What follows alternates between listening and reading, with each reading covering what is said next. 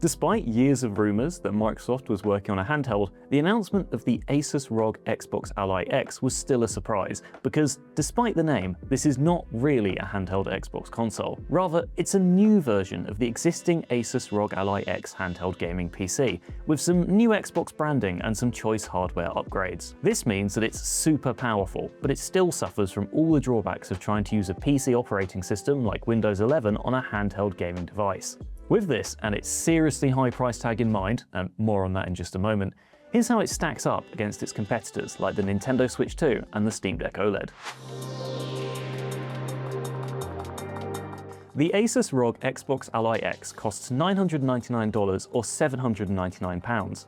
This is an incredibly high price tag for a console, but isn't too uncommon in the world of handheld gaming PCs. To put this in context, the aforementioned Nintendo Switch 2 starts at around half the price, and even a premium console like the PS5 Pro comes in a lot cheaper at $699 or £699. In the Asus ROG Xbox Ally X's favour, PC games are usually cheaper than on consoles though. Because you're not tied to a single store, you can even shop around for the best deals. And over the years, the Asus ROG Xbox Ally X could end up costing you less than a Nintendo Switch 2. It's still a very substantial upfront investment though, and if you do decide to take the plunge, you can see the best prices right now in the video description below. If you've ever seen the regular Asus ROG Ally X, then you know what to expect here. It's your standard handheld PC setup, with a few Xbox-flavoured tweaks. Easily the biggest change is the two grips on either side. They're shaped much more like an Xbox controller than those of the original Ally X, and they're much more comfortable to use as a result. Smaller differences include the addition of the Xbox button to the left of the Command Center and View buttons. The Command Center button opens up Asus's Armoury Crate software, while the Xbox button launches the game bar, letting you change your settings easily while you play. There are also some things that haven't changed that are still worth shouting about, like the useful fingerprint reader on the power button or the cool RGB rings around the thumbsticks. This handheld packs a 7-inch 1080p screen with a high 120Hz refresh rate. It looks super crisp while you're playing, but it is a shame that it lacks the vibrance of an OLED panel like that found in the substantially cheaper Steam Deck OLED. Under the hood, you're looking at a powerful octa-core AMD Ryzen AI Z2 Extreme processor with AMD Radeon graphics, 24GB of DDR5 RAM, and a massive 1TB M.2 SSD.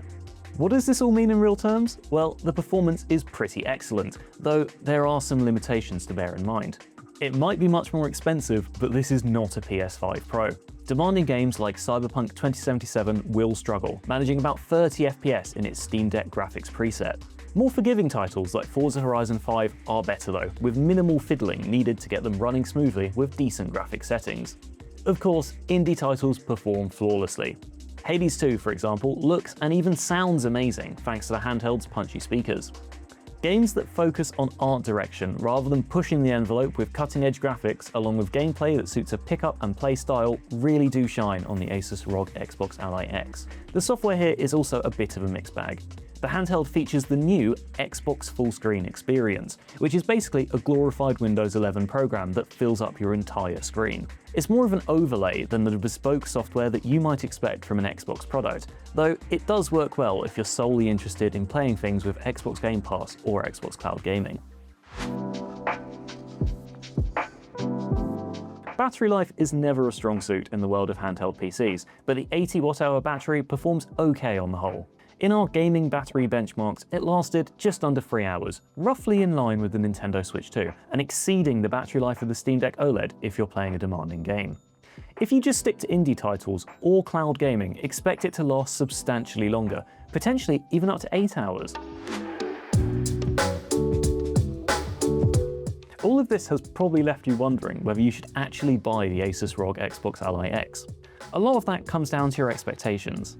If you're expecting a console-like experience, you should stay away because of all the jank associated with Windows 11. On the other hand, while its performance might disappoint people who use it as their primary gaming device, as a portable alternative that gives you access to your game library while you're traveling, it's a great, if expensive, choice. What do you think? Will you be buying the Asus ROG Xbox Ally X? Let us know in the comments, and don't forget to leave a like if this has helped you make up your mind. Also remember to subscribe to TechRadar for more on all the latest gadgets, and lots more videos of me. You get to see me if you subscribe to TechRadar. Press the button.